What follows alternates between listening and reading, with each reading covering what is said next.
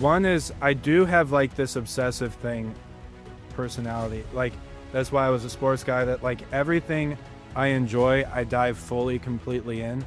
So that's a huge part of it. And, I do think that's a common trait amongst entrepreneurs, like is just diving into something without without reservation, like you're fully in. So I dove into it, number one. Number two, I did find the passion for it. So that helps. I love the people. I love the work. I love seeing, houses go from distressed to beautiful houses. I just found so many great relationships in it. I love the process. I like the leadership component of it. I love the organization component of it. Those are two just, I think, traits of mine as well. Welcome to Burning the Ships podcast, and I'm your host, Jason Seward, and today I'm very excited to have my good friend, Mr. Brandon Lindsey, on the show. What's up, Brandon? What's up, man? Thanks for having me. Jason, I'm a huge fan of yours and everything you're doing, so it's an honor to be here. Yeah, same here, man. And for those that have been following along since the beginning, a little over a year ago, Brandon was a guest on here, but we did it was kind of a panel-style episode where we had Lindy Pond, Allie Murphy, myself, Brandon, and Bill Phillips. So anytime you have Lindy with a mic, it's tough to get any other words in. So I wanted to get, and that's a joke to Lindy, everybody understands that, but I wanted to get Brandon on his own and kind of really dive into his story. There was a lot of things from that episode that left me kind of curious into getting, into more detail. So I want to have you on here, dive into that, really expose folks to who you are. A lot of people are going to know you, but I really want to peel the onion back, get to know who you are at a deeper level, and a lot more about what you have going on with the Rehabs Playbook and everything like that. So before we get into all that, I am going to turn it over to my buddy, my son, JJ, for JJ's Joke of the Week. Take it away, JJ. Why don't eggs tell jokes? Because they'd crack each other up. And that is JJ's Joke of the Week. Thank you, buddy. Now, Mr. Lindsey, this has been quite a while. We've been trying to organize this. I've been asking you to come on, and I did your podcast or your YouTube show, probably 3 or 4 months ago? Yeah, which is a great episode. Everybody should give that a look too. Well, this one will be better because you get to do all the talking and I just get to ask questions. So, but Brandon, I met you again through our mutual friends, Lindy and Allie. And since then, we've kept in touch. And here recently this year, I joined your group, the Rehabs Playbook. And you were kind enough to kind of make me a part of that group as like kind of the captain of finance and lending and stuff like that. So it's been really good getting exposure at a deeper level at what you have going on and the community you've built.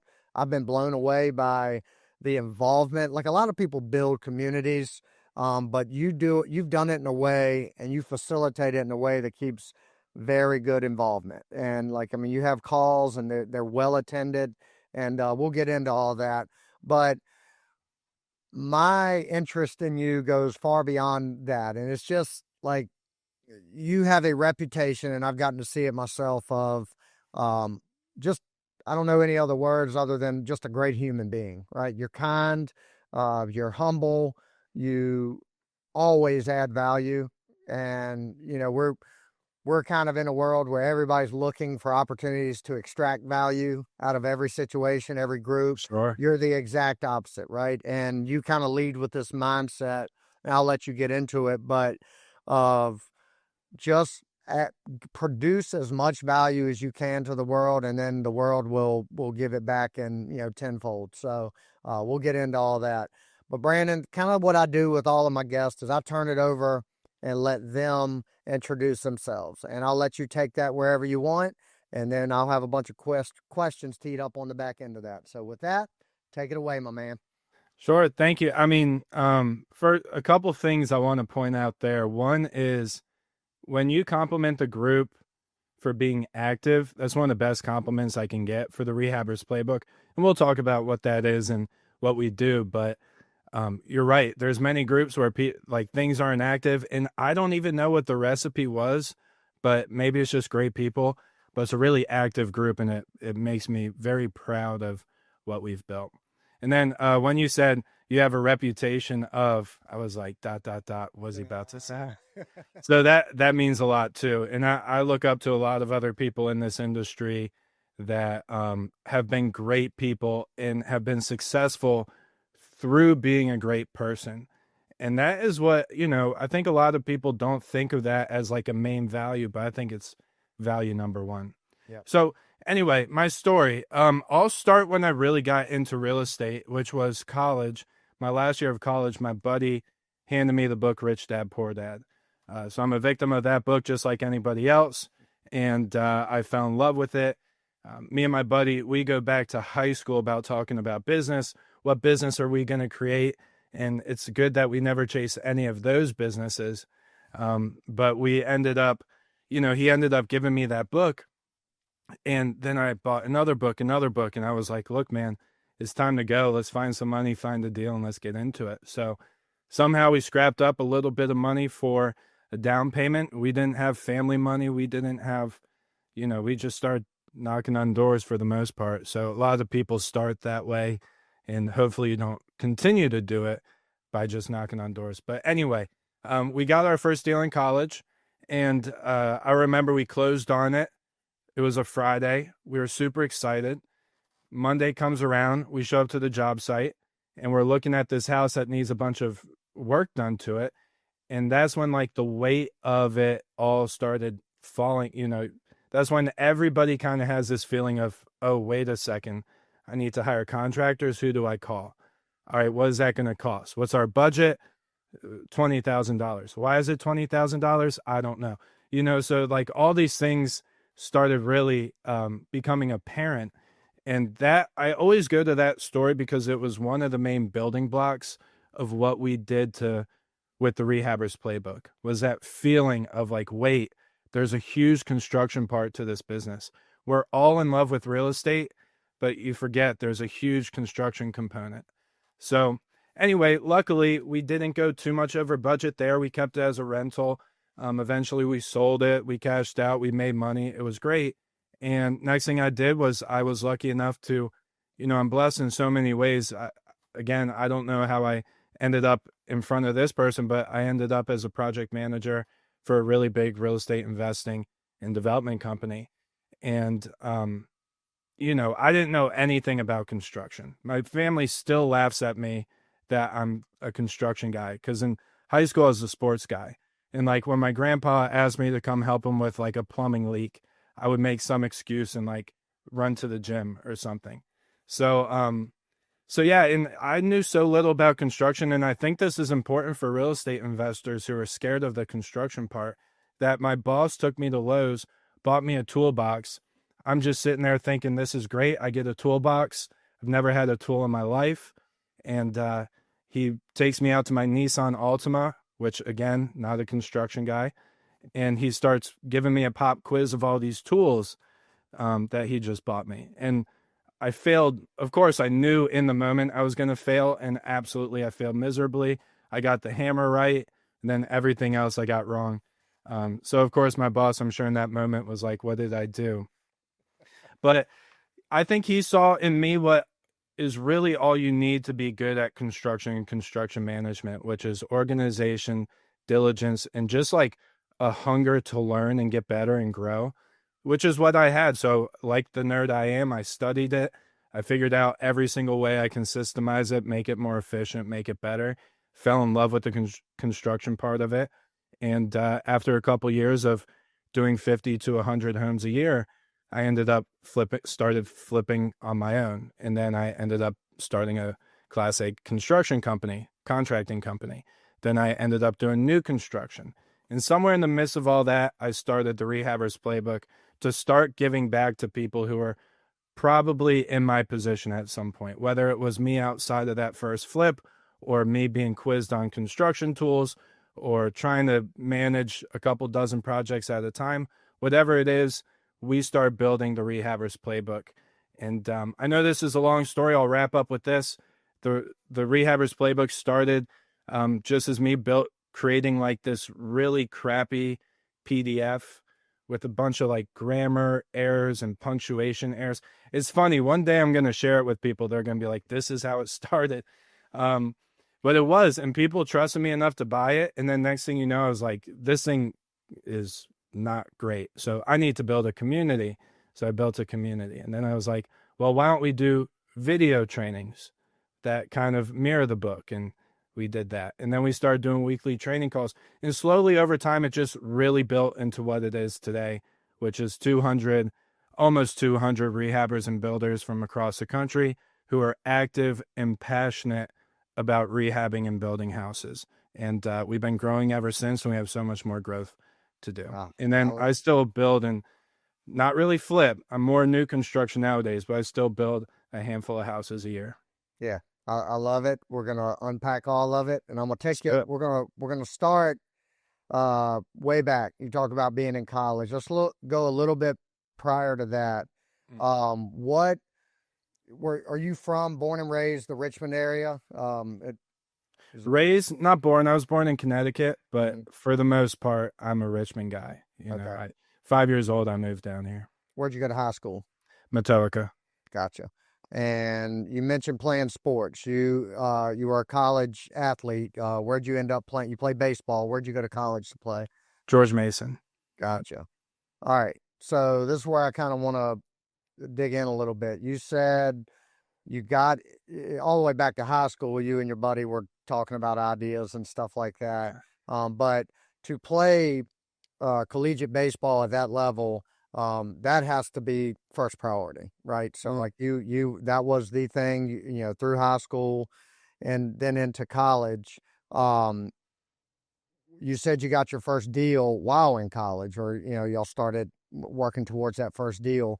Were you still playing baseball at that time as well? No, actually, I don't talk about this that much, and I love talking about it because it was such a huge part of my life. But unfortunately, in high school, after I was picked up, I hurt my shoulder my senior year. And we were like, Matoaka at the time, I don't know, every school goes in and out of stuff, but we were like, we had 9 college baseball players on the senior class. So we were ranked nationally. We were number 1 in state. So me getting hurt my senior year was really tough. And so anyway, going to college, I had, you know, PT, and I got back a little bit. It wasn't where I used to be. I was a pitcher, played half of my college freshman year, and then I hurt my shoulder again. So I had a couple surgeries, and the whole time I was like, I'm coming back. My shoulder just never got better. So junior year, I left the team, started coaching, and then senior year is when I invested in real estate. So I was out of sports actually at that time, which in a way is a blessing, because college athletes will tell you this. You don't think, especially, just be honest, like male college athletes, because pro is always in the back of your head. I'm telling you, I would have never thought about the next step of my life until maybe a couple years after college, if it wasn't for getting out of baseball earlier. You know, there's just nothing in your head besides I want to be a pro athlete. Well, that was my next question is, what was that? Obviously it was the dream. Was it the plan though? Were you thinking like, I'm talented enough. I've got this opportunity. I'm gonna be in the league. I mean, like, was that the whole plan with no plan B at that time? There was a plan B. It was a little different than what I'm doing right now. I was in pre-med in college, actually. Okay. I loved sports science, kinesiology. I didn't know if I wanted to be like a doctor of physical therapy or like an orthopedic surgeon, because I was under the knife so much. But, that's kind of what was my plan B. But even that, it's such a faint plan B, it's like making plan Bs these days, which I think we both know, burning the ships, plan Bs can always, you got to be careful with them, but it's like, it was barely a plan B. It was almost like, because you're forced to get an education in college, That's like, all right, I'll choose this as my education. Yeah. If that makes sense. Let's go back even further for a little bit. I'd love to hear, because you touched on it in our last episode, or the last interview that we did as a panel. But you kind of touched a little bit about your upbringing and stuff like that. What I'll keep it general, and you can take it wherever you want. But what was your upbringing like? What were you in a wealthy family, middle class family, lower class? Like what influences and experience did you have as a child, then going in through high school and college? Jason, I've always said you have a knack for interviewing. I've been on so many podcasts and I've never been asked this. And it's almost like, I don't know, parts of my upbringing, I try to keep, I don't know, I don't want to say bad things about my family because I love them to death. And even right now, I'm trying to figure out what's the best way to go with it. Yeah. We weren't wealthy, potentially not healthy either, but we weren't wealthy. And divorced mom and dad. We live with my grandparents on both sides. And I don't know, I'm sure I love my mom to death. We have a fun relationship, but she struggled with a lot of things. In that it was difficult. We had a very difficult time, me and my brother and my sister, and even my youngest sister. I don't know. Again, I'm trying to balance it, but we had a very hard time, and almost going to college and getting out of the house was like, you start opening your eyes, like, this is a world. You go to a friend's house and you see how they operate, and it's like, oh, that's a real family. They go out to dinners, so it was different. Luckily, now I'll say the positive things, because all of this is positive. We've talked about it before too. The reason I am who I am today is because of all of that. So I don't complain about any of it at all. And I love every single one of them. They mean everything to me. But me and mom and papa, so my grandma and grandpa, they essentially raised me. And my papa, who means the world to me, he's just one of the most important people in my life. He did everything he could to make sure that we had as much normalcy in our lives as possible. So anyway, that shaped me into definitely being like, I want to build a family. I want to build a house. I want to build wealth. I want to grow this life into something that I never had when I was young. And it is a huge, huge core part of who I am today. So I hope that makes sense. And I hope because I was trying to balance between things, but yeah, everybody has struggles. We talk about it. And I think even people who go through like really great, everything is relative, so even those people who had great families that they all went out to eat, they went to church, they had dinner together every night, like they, have their own struggles too. So everything's relative. But again, that's who I am today, and I wouldn't trade it for anything. Yeah. I couldn't agree more. I've shared with you before, like my dad, I was raised by a single mom. I had a brother and a sister. I'm the oldest. But my dad, for me, from my experience, he was in the picture heavily until I was about 9 or 10 years old. And up to that point, I had the perfect family, right? Like my dad was a big part of it. He was a present father, but he had his struggles that I wasn't aware of at the time, but ended up basically taking him out of our lives. And the point you just made is a very important one, and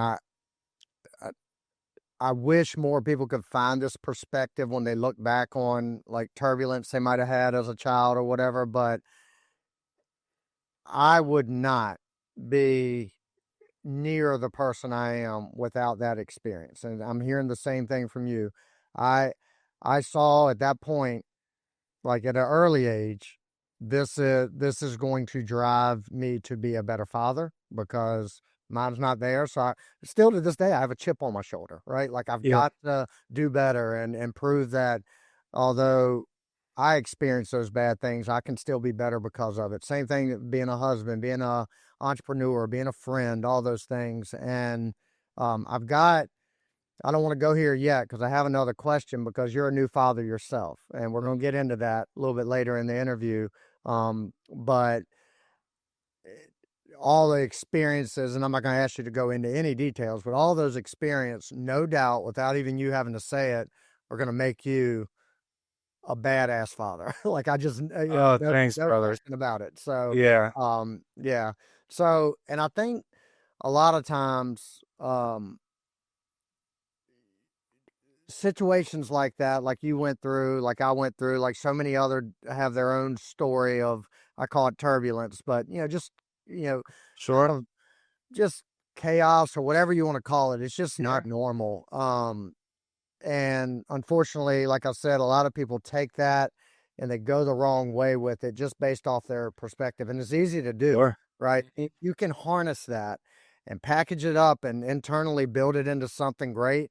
That's a superpower, man. And I'm thankful, um, to meet people like you that have been able to do that, and then use that kind of to reflect back on, to find a little sense of pride, and like I am everything that I might not have been exposed to, as a child. So kudos to you for all of that.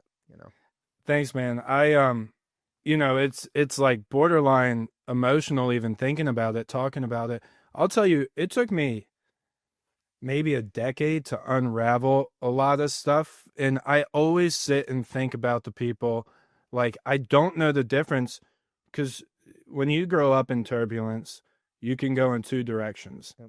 There's no real middle ground. You can either use it as a great strength or it like really beats you down.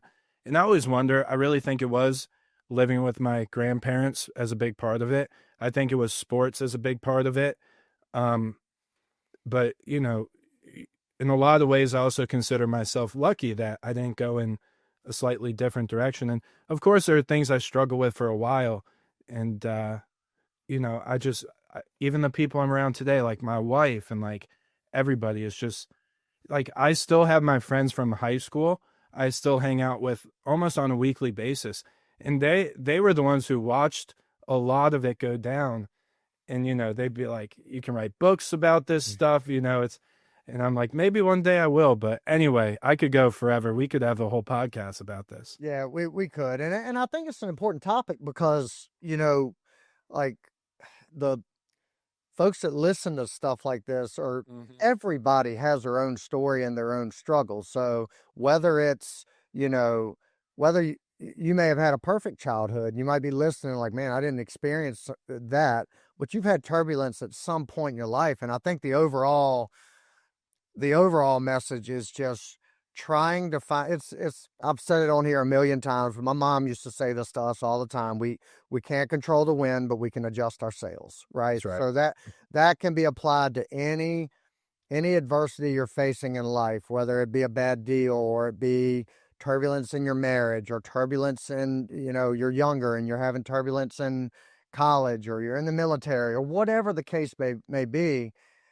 Creating this mindset of, I'm going to assess everything for what it is. I'm not going to sulk in it. And I'm going to mine for gold in those bad times. And it's hard to do, right? It's very hard to do, but, yeah. So that kind of gives us an idea, Brandon, of like your background, your history. You do that first deal in college with your buddy. Did y'all do it together? Did y'all partner on that deal? Yeah. Yep. Okay. All right. And that was a flip? Well, it was a rental for a couple years, and we sold it. So it was a rental. Yeah. I think we did buy it thinking it was going to be a flip. And then it was one of those deals where we're like, I think we ended up knowing somebody who needed a rental, and we are like, let's cash flow it for a couple years. Yeah. Yeah. Gotcha. Mhm. When y'all jumped into that deal, I know you had read the book, Rich Dad, Poor Dad, probably read some other books, but had you had any formal real estate training up to that point, or was it just, let's take some action and figure it out? Yeah, let's take some action. Our realtor at the time was probably the closest we had to any sort of mentorship, because he was a dad of somebody we played high school baseball with, was a realtor we found. And he was great. He walked us through a lot of it, and we learned the rest through books. And I also listened to Bigger Pockets a lot back then. So yeah, we just scrambling a bunch of different sources of education to figure out how to make it happen. Yeah, the key there though, you took some action, and I, you know, both you and I could probably talk an hour about this nugget, but there is a point where you you can overeducate yourself or consume so much information that was it analysis paralysis, or you Yeah. hear that thrown out a lot. But we mentor a few people. We're involved with a lot of people, especially on the lending side, maybe trying to lend to them for their first deal and stuff like that. Mm-hmm. And we see a lot of people, they know all the answers. They know, they have the education in the sense they've heard it all. They know the language, all that stuff. They just can't pull that last trigger of taking Yeah. the action. Through your group, um, I would imagine you've seen a lot of people get hung up at that point, but also a lot of people push through it and have success on the back. And some of that success may come through failure. Like you might screw up your first deal, you might screw up your first couple deals. Do you want to speak to that a little bit? Balancing learning as much as you can and actually taking action with that knowledge. Absolutely. And, such a great question. And me as like, I like training people, I like educating people. But actually, a big shift we made in the Rehabers Playbook was even so we can get people out of that analysis mode and into action. It's actually funny. I just had a phone call with somebody last week. It was like an hour-long phone call. And I was, we have this new program we're putting on for new construction builders. And she was like, I've taken this course, this course, this course, and actually I think this course would be great. And I told her, I said, I don't know if it will be, like you might want to start taking action. Like if you want to jump in and like skip all the training calls and just do the community building, that would be the only thing I recommend for you, because I don't want you to learn anymore. I want you to because you just get deeper in that hole. Yeah. So yeah, you have to balance it. And the best balance is as you're learning, you're taking action.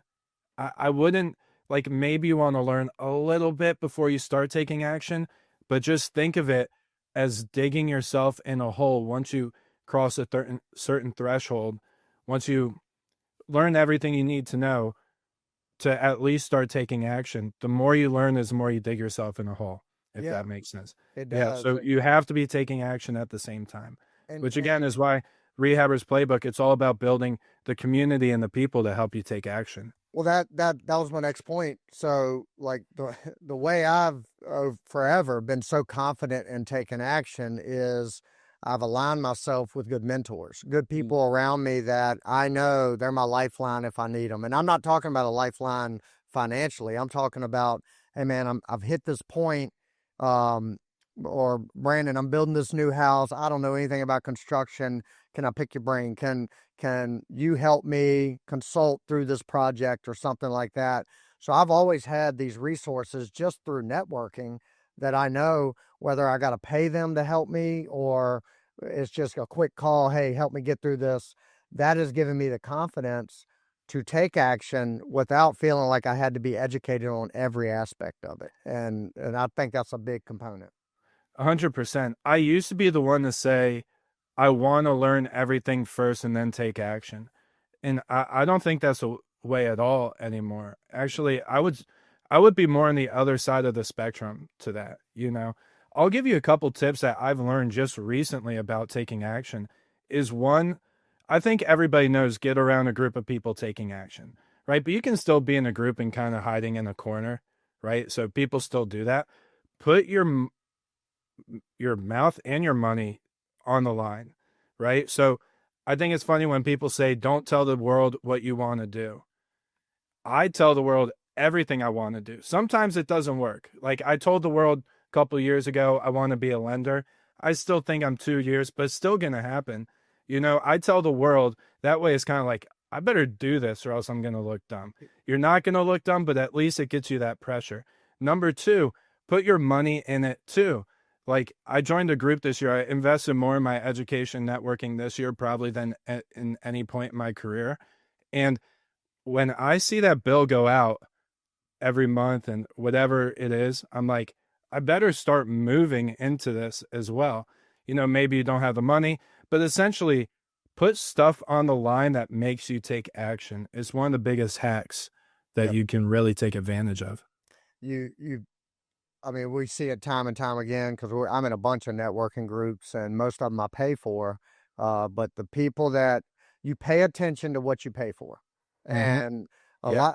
lot, one of my biggest mentor who helped us get going in the lending business, she did not need to she has more money than she'll ever know what to do with. She did not need to charge us to give us her time and mentorship and consultation, but she did to make sure we paid attention. That was it. 100%. That's part of the mentorship. Yep. I don't know what she probably gave that money away to charity. It wasn't a big deal to her, but for us to pay attention, it's kind of like if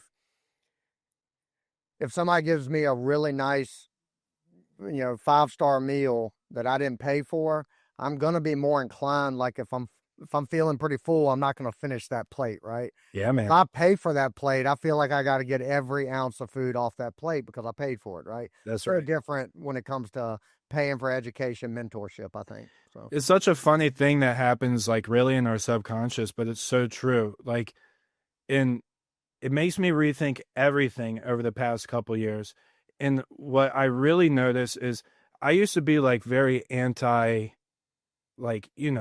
people are always complaining about the mentor that charged 5,000 for a program that didn't do anything. I know that's out there. Yep. And that sucks and you have to be careful. But at the same time, I'm also noticing something interesting. As I level up and I get around people who are really, really where I want to be, they are all consistently paying so much money for groups or mentorship or networking or whatever it is. And I think that's a huge part of it. That's why they take so much action. yeah, I agree. That pressure to make sure you get the value that the return on your investment, essentially.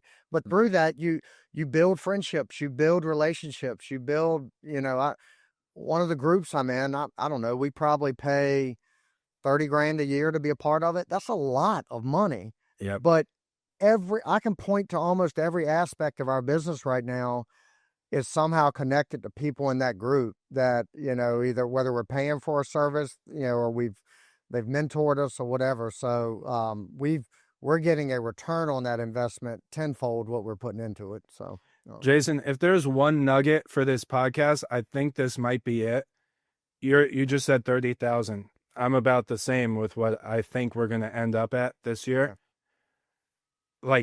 And then there's people who are like, what we charge for the playbook. Mm-hmm. Or people like, well, I don't want, I'm like, well, look at where these people who are complaining about investing in their education, look at where they are.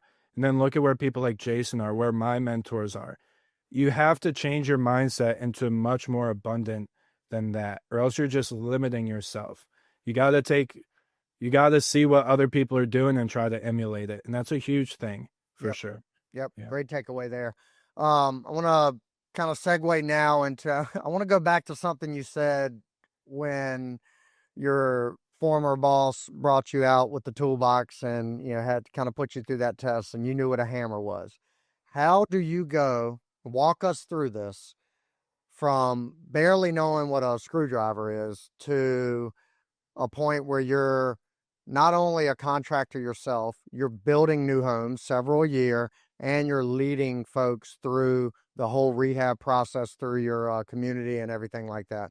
Walk us through that. And I mean, you can take it wherever you want. Sure. Connect the dots there, because a lot of people are listening and probably wondering, how the hell do you go from that, literally knowing nothing, to now being kind of the authority in this space, or one of them, So many things just crossed through my head. So I'm going to just try to laundry list them out. One is I do have this obsessive personality. That's why I was a sports guy, that everything I enjoy, I dive fully, completely in. So that's a huge part of it. And, I do think that's a common trait amongst entrepreneurs, is just diving into something without reservation, you're fully in. So I dove into it, number one. Number two, I did find the passion for it. So that helps. I love the people. I love the work. I love seeing, houses go from distressed to beautiful houses. I just found so many great relationships in it. I love the process. I like the leadership component of it. I love the organization component of it. Those are two just, I think, traits of mine as well. I also have formal education. Luckily, with the project management job I had, my boss was like former VP of Ryan Homes. So he handed me the whole playbook, for lack of better terms, of Ryan Homes. I studied that. He did a really, really good job of teaching me the business. We'd have Tuesday construction meetings, and part of it was always teaching me the process. I remember for a week, we had the construction schedule all on the big Post-it, the big Post-it things you stick on the walls. We had the whole construction schedule around the conference room. So every time I walked in there, I learned it. So I did have formal education, which was very helpful, which is why the playbook, I try to fill that gap for people to give some formal education. And then, like I said, passion. I was a little obsessive over it because I'm naturally a nerd. I had formal education. And then experience. I had something I was blessed with that not a lot of people get, which is I was immediately thrown into managing a dozen to a couple dozen projects at a time, which any project manager would know. Dozen to a couple, that is absolutely the limit. Like, you probably shouldn't be managing over 10 at a time if it's single family, especially in different locations. So it was like sink or swim in that situation. It was like, I need to perform or else I'm not going to have a job. So I need to manage these projects. And then I was, this is something we both share. I was very interested. I'm naturally very interested in things. I'm constantly asking questions to contractors, mentors, leaders, subs, all that. So I was constantly learning. Inspectors, I'd walk around and follow them with a notepad. So, I had that trait to me and that part of the equation as well. Yeah, curiosity. Did you leave that career and then go start building houses or flipping houses, or was it you were doing both at the same time and you eased into going off on your own?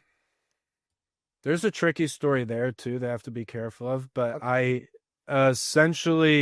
I jumped out, started being a contractor for a year. So I was contracting for other investors and builders. And then after that, I just started flipping. So it was pretty much like I wanted to do this on my own. I jumped out, and then for 1 year, had to be a contractor. And then after that, started flipping houses. Got it. Yeah. What, and the name of this podcast obviously is Burn the Ships. But I try to, and I'm being very proactive with this now, because a lot of folks hear that title or they hear the theme of the podcast and they think that I am a proponent of burning it all down and just, taking the risk and going all in on something else. I am not. I'm the furthest from that. I spent the bulk of my career, 17 years, building experience through how to lead and how to manage people and how to sell, all these things that I built up this experience. But I was in the background building this real estate, portfolio for years. So it's not like I said, I'm going to burn this ship down and then build another ship. I had another ship built, right? I Sure. knew where I was going with it. I had a vision.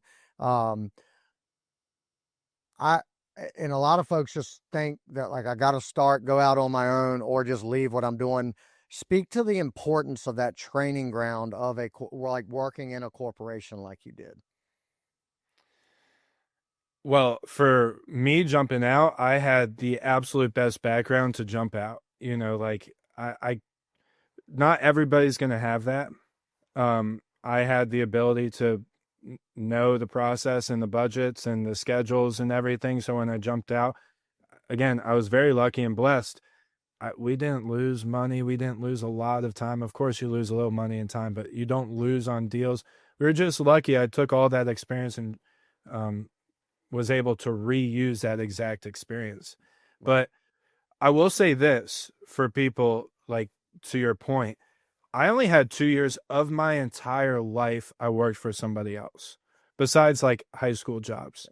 Um, in not having, and it's not like I was a project manager for 2 years. It's still an entry level job. I didn't have a lot of money saved up. It was a much higher climb for me because I'll tell you what, Jason, I kind of did burn the ships. I didn't really have any money to sit on or use. Like it was a real hard climb. Right. And I don't really recommend it for everybody. It was hard on everything, family, house, like, so I definitely recommend if you're in a corporate job, like start building that ship now. Absolutely. Because I know people who jumped out, you know, like started 5 years. Let's say we both, like I jumped out year one, they jumped out year five, but they had like a little nest to work with, right? A little money to work with. They're basically starting where at 5 years where I started. I just maybe had a little bit more experience with running a business, I guess, which is definitely something, but it was hard. So yeah, I don't recommend burning the ships completely unless you like really have the ability to handle it. I didn't have kids. I wasn't married, but it was tough. I just I just kind of want to keep reiterating this point. Like my mentality and is not burn it all down. You know, get leverage your whatever career you're in or wherever you're at in life. Leverage that with a positive mindset of I'm going to extract enough value to kind of build something or build up savings so I can have a runway or something like that. But yeah, it's never like just just to completely. And I get asked all the time, just about every week, I'll get a message from somebody that doesn't like their corporate career and they want to know what their next step should be to jump into real estate full time. Well, have you done anything in real estate? No, I'm just starting to dabble and learning more about it. No, like you need to take 5 more years to start building something. Like don't exit this great thing you have, this career that you might hate, but leverage that. That W-2 income is making you more bankable to do more real estate, stuff like that. So just wanted to kind of That's a good point too. Yeah, yeah. There's so many things that come from it, whether it's building a nest egg or whether it's being more bankable. Yep. Start getting portfolios, start buying assets, whatever it is. Have a 401k you can roll Yep. into an IRA or something. So Yeah. I definitely don't recommend the path I took. I just had the ability to do it. I was really young. Maybe young people can do it, but You said one time, I got a couple other things I want to get into before we go there. I want to talk about specific to like your, not the rehab playbook. We'll get into that in a minute, but just you and your construction company now. You're building new homes in the Richmond area. And I heard you give a presentation one time and you were talking about that the skill that you have mastered the most is essentially, you made the analogy of being like an air traffic controller. And oh yeah. you're right. And talk about that a little bit, because that is stuck in my head, even on flip projects that we're doing. You know, we still do a handful a year. But if you can master scheduling and having people organized and one guy's out, the next sub is in, how much more profitable you can be mastering that, and how much more or less stress is, involved when you're good at that. So talk about that, the importance of having that skill. Well, I will give credit where credit's due. That I stole from Ron Biggs, Okay. who I always call him the GOAT, but he's been doing this for a long time. He came from a project management background too, actually. But it's so true. It stuck with me too. Yeah, your biggest thing is being an air traffic control. You're just controlling traffic, right? And that is probably the biggest skill set that can keep you sane in this business too, because what really can make people stress is like, all right, we're done with plumbing. What's next? All right, HVAC. When can they come? 2 weeks. It's like, all right, what can we do beforehand? Nothing. All right, so now we're just sitting here doing nothing. Or you get electrical in first and the HVAC comes after them, and that's not the right process, and then people have to turn around. Like, this is how you stay up at night. This is how the joy gets killed of the business. And this is why you hear those stories of people flaming and flunking out of the business. So yeah, that skill set's incredibly important. And it's just a lot of leadership in communication and organization. Yeah. I love Gantt charts. It's really good to always be thinking 2 weeks in the future, at least, if not 4 weeks. Don't drive yourself crazy and think 8 weeks in the future, because things are going to change.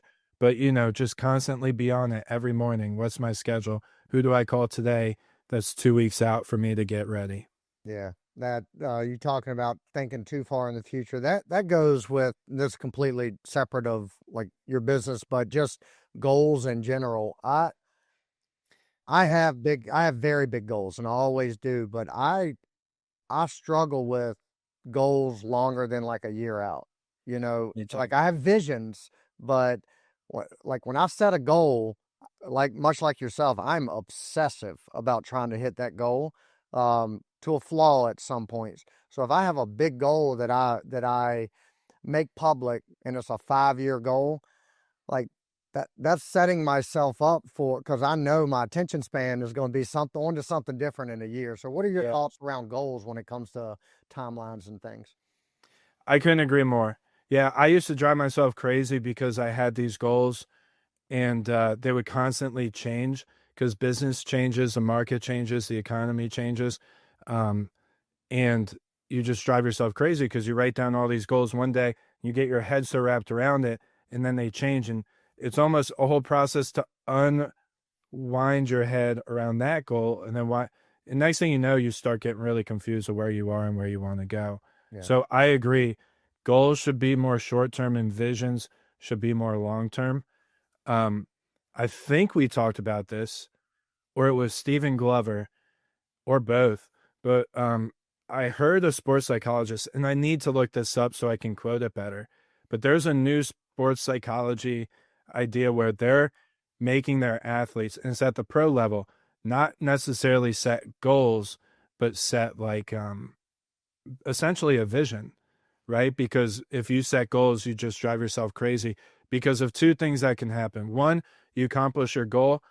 What do they always say about that? You end up in the what's next thing. Yep. And when you're in the what's next, that's just its own cycle that can drive you crazy. If you don't accomplish the goal, then you're already in that driving yourself crazy mindset because you didn't achieve what you set out to do.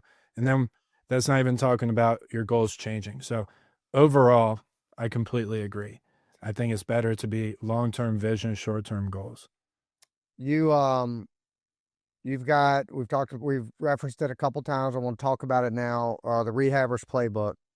Before we get into that, I'm going to ask you, and I think I sense this about you, but I'm just curious. We may have talked about it when we recorded a podcast before, but I don't think we got too much in depth with it. So, you grew up in sports, team sports guy, right? Always involved with the sports. You were good. You were probably one of the better players on most teams you were on growing up, things like that.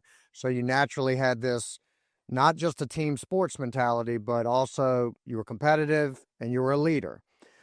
How much of an influence did that background and history in sports, from being coached and being a leader, how much of an influence has that had on the Rehabber Playbook and the motivation behind that?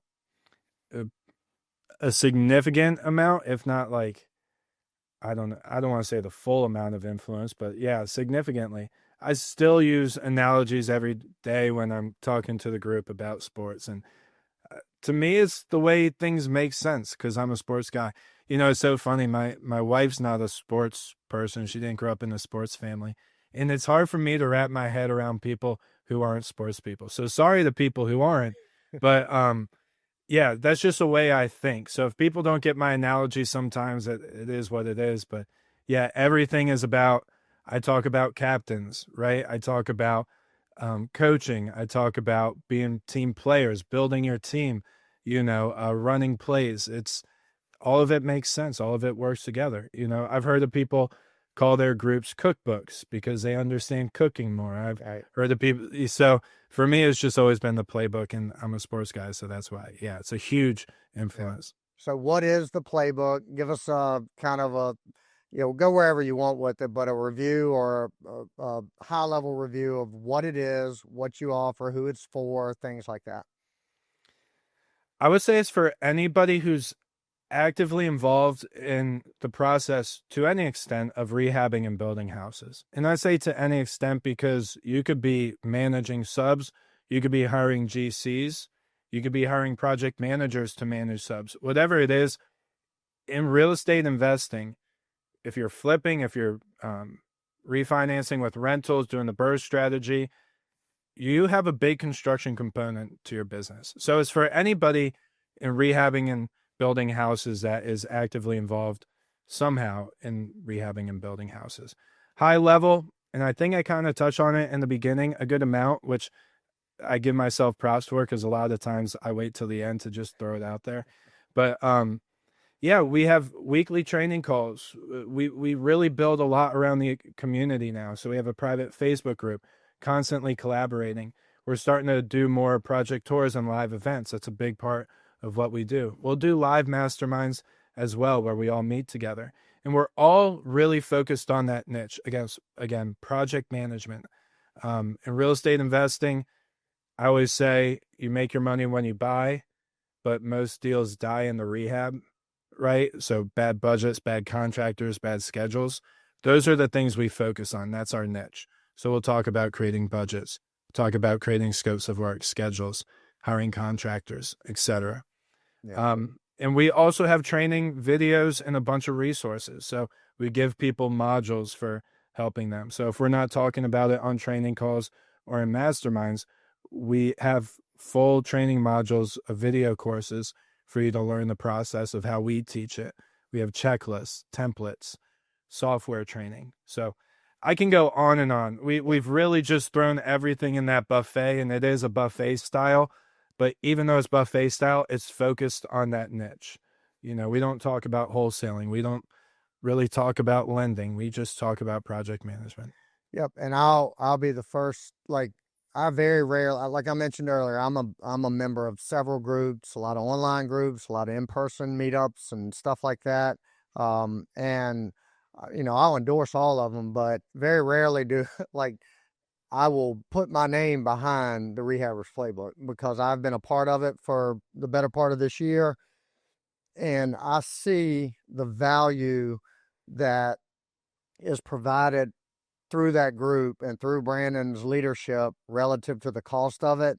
And it's a great value. Like I will, and I encourage everybody, and we'll put the link to the site and everything, Brandon, in the show notes. But for anybody listening, Brandon would be happy to hop on a call and talk further through it if you're considering something like that. And as he mentioned earlier, if you're listening to this and you're in Indiana and you don't think it's a part of or doesn't fit what you have going on because you're not in Richmond, Virginia, the bulk of the group is from all over this country, correct?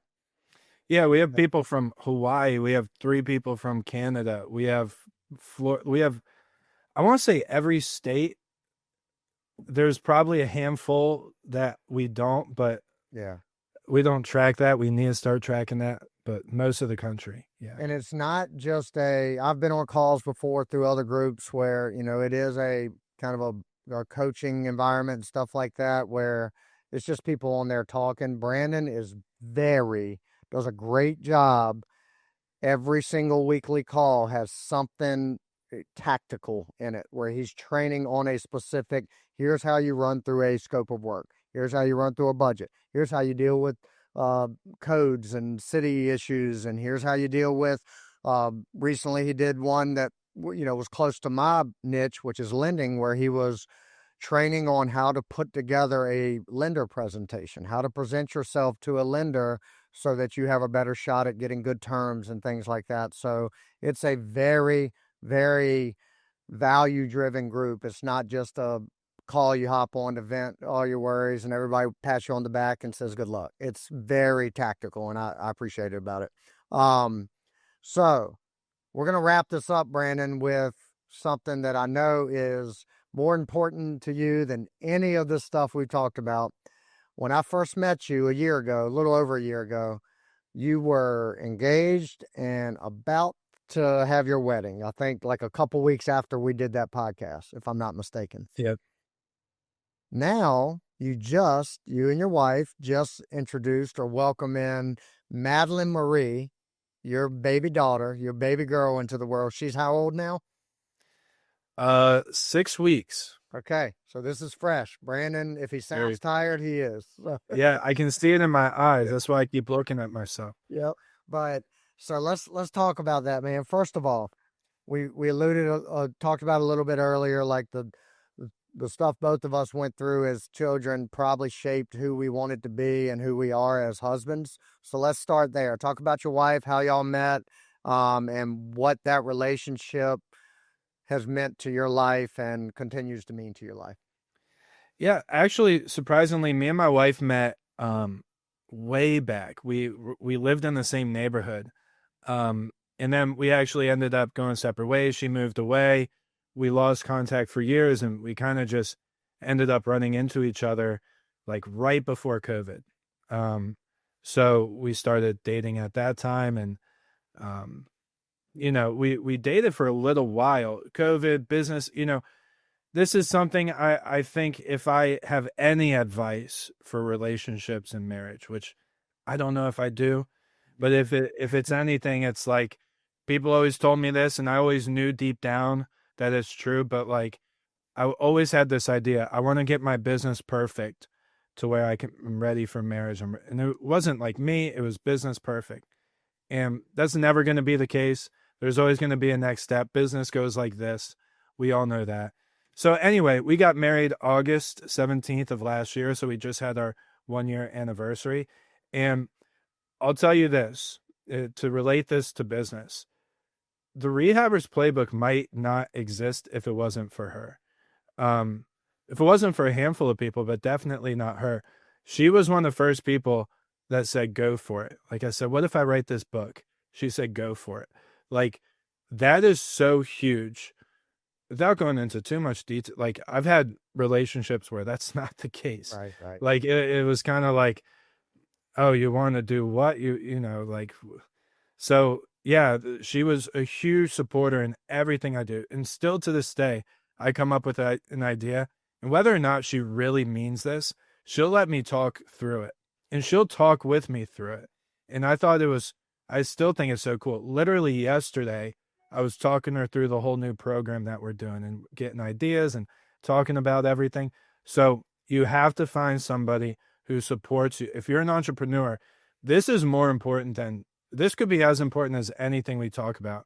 If you're an entrepreneur, you need a partner that supports you and pushes you and helps you in that. And there are so many who will never understand what you're trying to build. Like, they want you to go get a job and have security and all that stuff. Like, if I had to skip payroll 1 month to make business work, luckily I haven't had to do that yet, but I always tell her one day that might have to happen. She would be okay with it, and she would understand it. So you have to have that partner that supports you. Yep.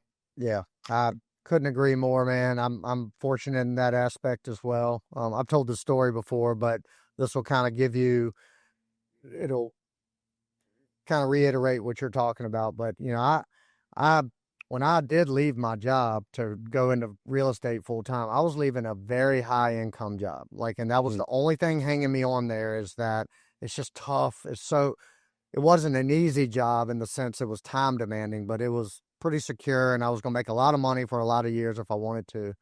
And my biggest hang up was the anxiety that she must be feeling with me talking about leaving this job. Right? Sure. And I remember, I've shared this, for those who've heard it a million times, I'm sorry, but I'm going to share it again. But in bed one night, I was there. Like, I had made up my mind. I can do this. I laid out all the financials, everything to her. Everything was good. But I was like, look, Katie, I need to know, really, like, how much anxiety, if I tell you tomorrow that I put in my 2 weeks notice, what's it going to do? How much anxiety are you going to have around that?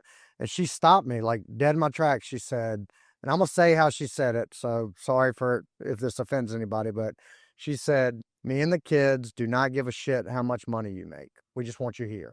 And that was it. That was it. She just had enough faith in me to know that I'll figure this out and I'll make this work. She trusted that. And then the rest is just all we want is you. We want to be happy and together. Cause I was building real estate and building a career and it was just chaos, you know? So to have that type of support and the type of support you're talking about, it is the most important decision you'll make as an entrepreneur or just as a human, your partner, who you're going to spend the rest of your, who you're going to be the most vulnerable with the rest of your life. There is no more important decision than that. And I'm glad you found that person. So, and nobody should overlook that. Nobody should be like, oh, well, there's signs that she doesn't like this life or he doesn't like this life, but you know, we're going to work through it. Like, you got to listen to those, because I'm telling you, it's just from my experience. Maybe I'm wrong, but yeah, you're right. I think you hit the most important part is they love you no matter how much money you bring home. And I think that's definitely what I see in my wife too. yeah. And yeah, that's a huge part. And then let me talk about my baby girl, because that's all that matters. Yeah. Yeah. We are so happy. We're over the moon. There's like nothing quite like this. Another thing me and my wife relate on is we've always wanted to build a family. You know, she comes from a hard background too. So like we related on, we want to build a family that's better than what maybe we both experienced. So we have Madeline Marie. She's beautiful. She's amazing. Right after this, I'll run downstairs and give her a kiss. And it really puts everything into perspective, even though I always knew everything I was doing was for my future kids. It's different now. You know, it is so different. I want to work harder. I'm becoming more creative. I'm becoming more disciplined. Things that I always thought I was before, and it just multiplies it by 10. Yep. So I really think it goes down to motivation is a huge part of this, but your why is so much bigger, 100 times bigger than motivation. Yeah, I love it, man. I might ask you the same question I ask a lot of parents that a lot of them have multiple kids or older kids, but I feel certain that you've probably thought about this. So here we go, and then we'll kind of wrap up after this. Sure. So you and I both shared earlier in this episode how all the adversity we went through shaped who we are. We would not be who we are without that adversity, right? I think we both agree on that has led to I know where this is going. right. Yeah. So my kids certainly haven't, and yours certainly won't, unless something crazy happens. Like, you know, we could get hit by a bus tomorrow and it creates adversity in their life, right? But assuming things are normal, they're not going to have adversity, like real adversity. So they're going to have no financial struggles. They're going to have no seeing other families and being jealous that their families aren't together, and there's no shortage of food. We're going to travel. We're going to do all those things. So no adversity.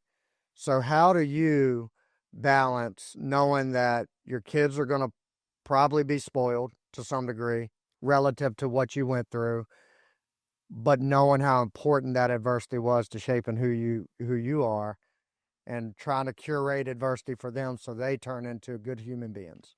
Sure. I don't have the answer. I knew that was where the question was going, because I've asked myself this since I was a kid, like going through it.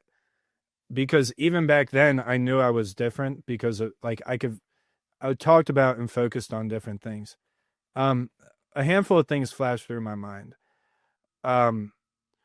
One is, if adversity makes us very, very high achievers, high driven people, I don't know, like, we are exceptionally high driven, right? We're just like at the top tier of that. Am I more focused on my kid being a high driven person, or a person at peace with who they are, what their purpose is, and where they fit into this them growing their own family, right? However they want to grow it. And I think a lot of that comes down to my faith. I want them to grow up loving God. I want them to grow up with a purpose. I want them to grow up loving family and loving the people around them. And if they aren't entrepreneurs, that's fine. And which brings me to kind of the third thing I was thinking of as you were putting that question out there. Because again, I don't have the answer. These are just random brain dump thoughts I'm giving you. Yeah. But they're going to grow up around me. You know, I don't know if you saw, I just took Madeline to our first project tour last week. Love it.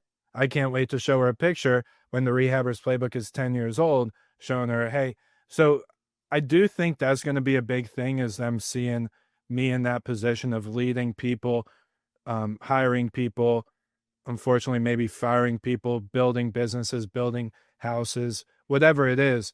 I do think that should hopefully rub off on people. And then again, the idea of being an entrepreneur is to spend as much time with them as I can. I know they have to go to school for most of the day, and then I want to put them in sports or some other activities, right? Whether it's sports, whether it's something else. I think that will help with adversity too, because you're never great at anything. You have to work hard at it. But I want to spend as much time with them as I can, and I think that should help as well. So again, brain dump. Sorry, Jason. I'm not good at brain dumping. But hopefully I hit on a few key things. That's all I do is brain dump. So I have nothing but brain. That's all this podcast works. That's right. Yeah, no, I love it. You hit on a lot of the common answers I get when I ask folks this. Sports is a big one. You know, if you get them in the right sports environment, I mean, that nowadays that sports culture can get a little sideways too. But if you get them in on the right teams with the right influences, teaches them how to be a good teammate, how to be a team player, how to lead people and things like that. I think another, and this is one that we're really focused on now that our kids are getting older, exposing them, whether it's through charity or, you know, eventually like mission trips and stuff like that, exposing them to things that they otherwise would never even know that's out there. Kids that are, love it, that do not literally do not know what they're going to eat for lunch or dinner, and may not eat anything. Or they don't know their parents, they're orphans, or they might be born with no arms, you know, just things like that. So exposing them to that, and then getting them, not just showing them that that's out there, but making them a part of making those kids or people's lives better through charity. I think that's a big one, especially as my daughter, she's a teenager now, she appreciates that. And so that, on top of what you said, which I'm on board with all that, but that's another piece of kind of what we've layered in there as well. I think that's so smart. Yeah, and anytime you have more tips, please let me know. Right. Because you get worried of all the people, like we said, that we compared ourselves to growing up, and the things that they had to struggle with later in life because they were so used to being given everything. So yeah, and it's just the biggest struggle I have with it, and I still haven't figured this out, and I probably never will, but the adversity piece of it, like anything hard from the time I was a teenager through now, anything hard that happened in my life, I had a really good perspective around it, right? I never panicked. I never freaked out. My kids just haven't faced any natural hardships, you know, and they likely won't face much real hardship. So I'm still trying to solve that piece of it. How can I shape and calibrate their perspective around hard things without them having to go through hard things? And that could be through sports and losing and, or, you know, through hard workouts and things like that, but still trying to figure that piece of it out. So. Well, it brings up an idea too. And I love this conversation because I need to know the best way to do it. But I think people who are given everything don't understand the value of things, kind of like what we were talking about with the steak.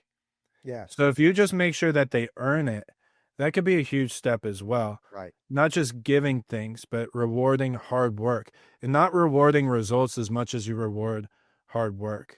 There's like a really interesting study I just saw come out where like people who get rewarded for hard work perform better than people who get rewarded for success. Yeah. So yeah, teaching them the value, because when you come up in a background like we do, like I remember my dad wanting to buy me shoes, and I was just like, "That you don't have to buy me shoes. Like that's such a huge purchase." Yeah. Right. And nowadays, I'm blessed now, and I've worked hard for it. But it's like, if I want a pair of shoes, it's like, you know, you get to, yeah, right. So it is funny how far you come. But yeah, it's a great conversation. Yeah. Well, Brandon, we've gone over a little bit, but I wanted to touch on so many things, and a lot of the topics we've talked about today, we could have another 3 episodes on, you know. I So we agree. will run this back, you know, probably in several months and kind of hone in on a couple other topics. But I appreciate you, man. I'm very thankful that the universe has allowed our paths to cross, and you know, and I'm excited to see where you take that group, the Rehabbers Playbook. I'm excited to be a part of it. And yeah, man, your story is motivational to anybody at any aspect, wherever they're at in their journey, because it's just a story of just figuring it out, right? You didn't know what a hammer was, or that was the only thing you knew what it was. Right. And now look at where you're at in a matter of what, 15 years? I mean, I don't even know how old you are, Brandon. No, I'm 31 going on 32. Okay. And yeah, so like 10 years. I just realized 10 years. Yeah. It's Going on great, 10 years. a Yeah. great example of it can happen. It's not going to happen overnight, but if you surround yourself, like all the things we've said, with the right people, the right resources, you have that curiosity, you feed that curiosity, things tend to work out with time. You got to be patient. There's that somebody, one of my guests several weeks ago said this, that they are, I'm patient in the outcome, but I'm ruthlessly impatient in the day-to-day to get there, right? So they attack everything in Great front of them. recipe. Right, yeah, like with urgency, but they're very patient, understanding that if I do that enough times and repeat it consistently, it compounds, and then eventually it takes off. And you're a great example of that. And the other thing is ride the highs and the lows. Yeah. You're going to, again, like this is a story of an entrepreneur. Yeah. There's no other type of story. Yeah. You know, Great. even if you go like this, you go, you know, so you have to, you have to have that resilience. But yeah, Jason, thanks for having me, man. This was a refreshing conversation, and I knew it would be. It's a lot different than coming on and talking business. It's talking all the other stuff, which is fun. You know, you don't do that very often. So I appreciate you. This is my outlet. This is my outlet to do that, because everything else is all business all the time. So I love it. I appreciate you, man. Brandon, we're going to drop all your contact, your socials, all that stuff down. You got a really good YouTube channel as well. So I'll plug that and make sure folks get exposed to that. But with that, we'll wrap up another Burning the Ships. And Brandon, I appreciate you hopping on with us. Thanks, man. Later. Thank you for tuning in to this episode of Burning the Ships. I want to give a special thanks to our sponsor, 608B Capital, helping real estate investors secure fast, reliable funding to fuel their boldest moves. If you're ready to take your investing to the next level, visit 608bcapital.com to learn more. If you found value in today's episode, please take a moment to rate and review the podcast. Your feedback not only helps us improve, but it also helps us reach more people who are ready to burn the ships and commit fully to their goals. And don't forget to share the episode with someone who needs that extra push to take bold action. I'll leave you with this. Burning the ships isn't just about removing the option to retreat. It's about unlocking the courage to charge forward. No matter the odds, the past is behind you and the future is yours to conquer. Thank you for listening, and I'll see you next time on Burning the Ships.